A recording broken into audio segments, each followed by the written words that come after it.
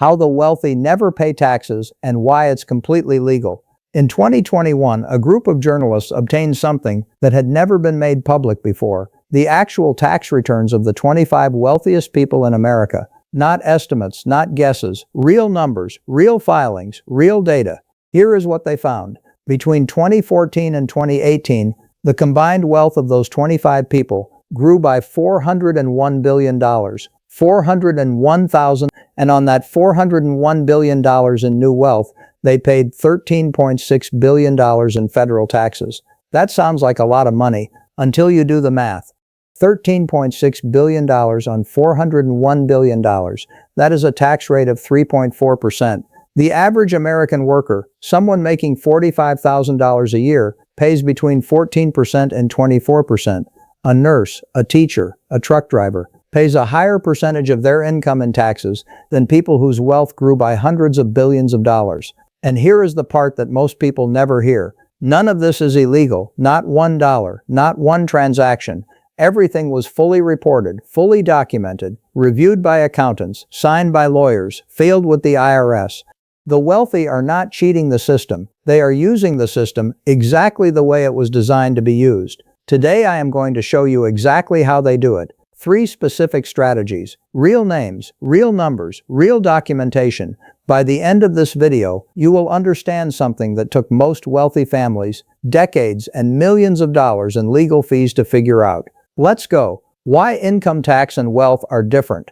Before we get into the strategies, you need to understand one concept. Without this, nothing else makes sense.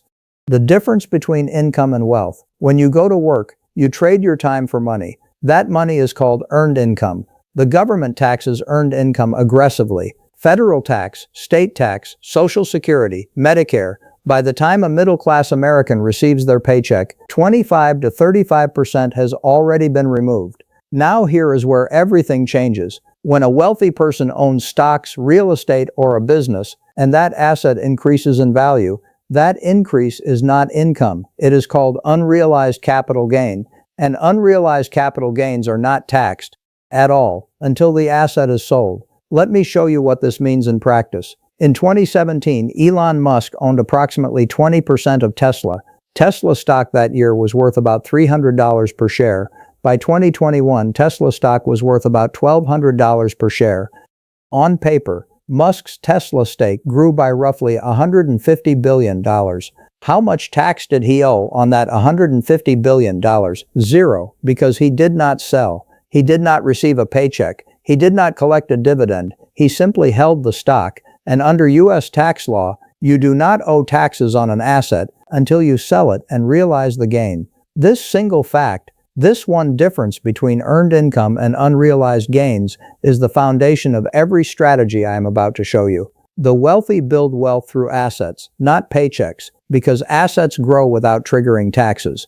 And there are legal ways to access that wealth without ever selling and without ever paying the tax. That is what this video is about. Strategy number 1 has a name that sounds almost too simple. It is called buy, borrow, die, and it is exactly what it sounds like. Step 1, buy. Purchase assets, stocks, real estate, a business, assets that grow in value over time. Do not sell them. Let them grow. Pay no tax on the growth. Step 2, borrow. When you need money to live, do not sell the assets. Instead, go to a bank and borrow money using those assets as collateral. The bank looks at your portfolio worth $50 million and says, "We will lend you $20 million at a low interest rate with your investments as security." You receive $20 million in cash. Is that $20 million taxable income? No, it is a loan. Loans are not income under U.S. tax law. You receive the cash. You spend the cash. You pay zero income tax on it. Meanwhile, your $50 million portfolio continues growing untouched. Step 3, die. You hold your assets your entire life. You borrow against them to fund your lifestyle. And when you die, your heirs inherit those assets. And here is where the tax code does something extraordinary. When your heirs receive those assets, the tax basis resets to the market value on the day you died. Every dollar of growth that happened during your lifetime completely eliminated for tax purposes. Your heirs can sell the assets the next day and pay capital gains tax only on growth. that occurred after they inherited. Everything before, gone, legally, permanently, forever. The real numbers behind this strategy. In 2021, ProPublica published a detailed analysis of how America's wealthiest individuals actually live. They found that between 2014 and 2018, Jeff Bezos reported income of $4.22. He paid $973 million in taxes. That sounds significant until you realize his wealth grew by $99 billion in that same period. On $99 billion in wealth growth, his true tax rate was less than 1%. How? He did not sell Amazon stock. He borrowed against it. He lived on loans, not income. In 2007, ProPublica's data shows Bezos reported $46 million in income and paid $25 million in taxes. That same year, his wealth grew by $3. Tax on that $3, zero, because none of it was sold, none of it was income, all of it was unrealized. The same pattern appears with Larry Ellison, founder of Oracle. Ellison had a $10 billion credit line secured by his Oracle shares. He used borrowed money to purchase the island of Lanai in Hawaii for approximately $300 million, a private island purchased with borrowed money, zero income tax on the transaction. Because he borrowed, he did not sell. Now I want to be very clear about something. This strategy carries real risk. If the market drops significantly, the bank that lent you money against your portfolio may issue what is called a margin call. They demand immediate repayment or additional collateral. If you cannot respond fast enough, they may liquidate your investments automatically, at the worst possible time, at the lowest possible price. This happened to many over-leveraged investors in 2008 and in the crash of early 2020. Buy, borrow, die works beautifully when asset values are rising. It can become catastrophic when markets fall sharply and loans come due simultaneously. The strategy is real. The risk is real. Both things are true. Strategy number 2 is quieter than buy, borrow, die, less dramatic, less discussed, and arguably more powerful over generational time. It is called the step up in basis. Let me explain it through a real family, the Walton family. Sam Walton founded Walmart in 1962. He started with one store in Rogers, Arkansas. His original shares in what became Walmart cost almost nothing, pennies per share by today's standards. Over the following decades, Walmart became the largest retailer in the world. Sam Walton's shares grew from nearly worthless to worth billions of dollars. Now, here is the tax question. If Sam Walton had sold those shares during his lifetime to lock in the gains, he would have owed enormous capital gains taxes on the difference between what he paid and what they were worth. The gain would have been taxable. But Sam Walton did not sell. He held his shares. He died in 1992, and his heirs, his children and grandchildren, inherited those shares. Under U.S. tax law, when heirs inherit assets, the cost basis of those assets resets to the market value on the date of the original owner's death. This is called the step up in basis. All of the growth that occurred during Sam Walton's lifetime, all of the appreciation from the early 1960s through 1992 was permanently eliminated as a taxable event. His heirs received the shares as if they had purchased them on the day Sam died. Today, the Walton family is worth approximately $224 billion. They are the wealthiest family in the United States. The step up in basis did not create their wealth, but it preserved an enormous amount of it by eliminating decades of taxable gains at the moment of inheritance. Why does this law exist? Congress created it partly to avoid what economists call the lock-in effect. Without step up in basis, families might be forced to sell assets just to pay estate taxes, breaking up family businesses, selling family farms. That was considered a social harm. So Congress created a system where inherited assets receive a new tax basis. The intended purpose was to protect family farms and small businesses. The actual effect, in practice, has been to allow the largest family fortunes in America to transfer across generations, with enormous portions of accumulated gains never being taxed. What a middle-class family needs to understand, step up in basis is not only for billionaires. If your parents owned a home they bought in 1985 for $80,000 that is now worth $600,000, and they leave it to you when they die, your tax basis in that home is $600,000, not $80,000. If you sell it for $600,000, you owe zero capital gains tax. The $520,000 in appreciation that occurred during your parents' lifetime is permanently erased as a taxable event. This is available to ordinary American families right now. Most people never use it strategically because nobody ever explained how it works. Strategy number 3 applies specifically to real estate investors, and it has allowed some of the largest fortunes in American real estate to grow for decades without triggering major capital gains taxes. It is called the 1031 exchange. How it works: under Section 1031 of the Internal Revenue Code, when you sell an investment property and use the proceeds to purchase another investment property, you can defer the capital gains tax on the sale. You are not avoiding the tax permanently. You are postponing it. But here is the power of postponement. If you keep rolling gains from property to property, deferring the tax each time, and you hold investment real estate until you die, the step-up in basis we just discussed resets the tax basis of your real estate portfolio on the day you die. Your heirs inherit properties worth potentially millions of dollars more than you originally paid. All of those deferred gains, accumulated through decades of 1031 exchanges, are permanently eliminated. The tax was deferred so many times that it eventually disappeared entirely.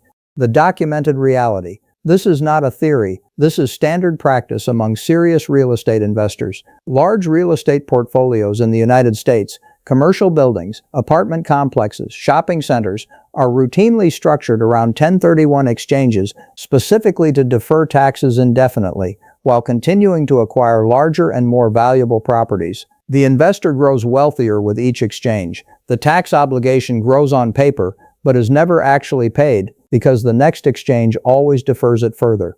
Opportunity zones, the newer tool. In 2017, Congress created something called Opportunity Zones as part of the Tax Cuts and Jobs Act. The idea was to encourage investment in economically distressed communities across America. The tax incentive was extraordinary. If you take capital gains from any investment, stocks, real estate, a business sale, and invest that money into a designated Opportunity Zone fund, within 180 days, you defer the original capital gains tax. And if you hold the Opportunity Zone investment for 10 years, any new gains generated by that investment are completely tax-free. 0%. Not deferred, not reduced. 0. For investors with large capital gains, Opportunity Zones created a legal pathway to reinvest profits and eliminate future taxes on growth entirely. The warning: not all Opportunity Zone investments are good investments. Many were structured primarily to capture the tax benefit rather than to generate real returns. Some investors found themselves in poorly performing projects in genuinely distressed areas where the underlying investment did not perform.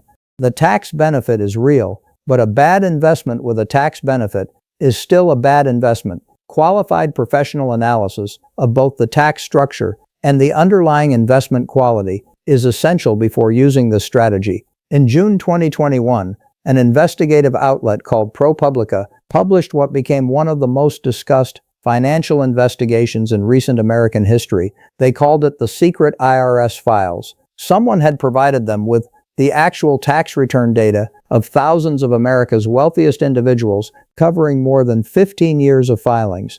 The publication analyzed the data and calculated what they called the true tax rate, the percentage of wealth growth that was actually paid in taxes. The results were stark. Elon Musk, true tax rate over the analyzed period, 3.27%. Jeff Bezos, true tax rate, 0.98%. Michael Bloomberg, true tax rate, 1.32%. Carl Icahn, true tax rate, 1.28%. For comparison, a firefighter earning $55,000 per year pays an effective federal tax rate of approximately 12 to 15%. A registered nurse earning $75,000 pays approximately 16 to 18%. The ProPublica analysis was not arguing that these wealthy individuals broke the law. The investigation explicitly stated, and I want to be clear about this, that every strategy used was legal, every deduction was legitimate, every deferral was permitted, every structure was IRS compliant. The investigation was not about fraud, it was about something more fundamental: It was about the gap between how ordinary Americans experience the tax system as something unavoidable and automatic, and how wealthy Americans experience it as something to be actively managed using strategies most people never learn exist. The information in the tax code is public. The strategies discussed in this video are documented in legal and financial literature. They are taught in law schools and accounting programs. What separates the people who use them from the people who do not is not access, it is knowledge. What an ordinary person can actually do. I want to be honest with you about something important. Buy, borrow, die at the scale used by billionaires requires $1 billion portfolio. Most people watching this video do not have that, but there are versions of every principle discussed today that apply to ordinary Americans right now. From buy, borrow, die, if you own a home with significant equity, a HELOC allows you to borrow against that equity at a lower interest rate. Instead of selling other assets, you access cash, you pay no income tax on the loan. The principle is identical, smaller scale, from step up in basis. If your parents own appreciated assets, a home, stocks, investment property, understanding this law changes how you think about estate planning. Selling before death triggers taxes. Holding until death eliminates them. One conversation with an estate planning attorney could be worth tens of thousands of dollars to your family. From 1031 exchange, if you own investment real estate, even a single rental property, 1031 exchanges are available to you, not just to large developers. To any investor selling one investment property and purchasing another. From opportunity zones, if you have significant capital gains from selling a stock, a business, or property, opportunity zone funds are available to investors at various minimum investment levels. The tax benefit is real, but the investment quality must be evaluated carefully. The broader principle applies to everyone. Build wealth through assets, not just income. Assets grow without triggering taxes. Paychecks are taxed immediately and automatically. The more of your financial life that moves from earned income toward asset ownership, the more of these legal structures become available to you. The ProPublica investigation caused enormous controversy when it was published. Politicians called for new legislation. Commentators debated the fairness of the system. Some argued the wealthy should pay more. Others argued the tax code was working as intended. That debate continues today. But regardless of where you stand politically, regardless of what you think the tax code should look like, understanding how it actually works right now is not optional. Every year you do not understand these mechanisms is a year you make financial decisions without the complete picture. Every dollar in unnecessary taxes paid because of a lack of knowledge is a dollar that does not compound, that does not grow, that does not pass to your children. The wealthy did not write the tax code themselves. Congress wrote it, lobbyists influenced it, lawyers interpreted it, and sophisticated investors learned it. That information has always been available in law libraries, in accounting textbooks, in the IRS code itself, published online for free. The difference was never access. The difference was always knowledge. If this video gave you a clearer picture of how capital actually moves in America, subscribe. Every week I break down the financial systems that shape everyone's lives, but that most people were never taught to understand. Drop a comment. Which of these 3 strategies did you find most surprising? I read every one. See you next week.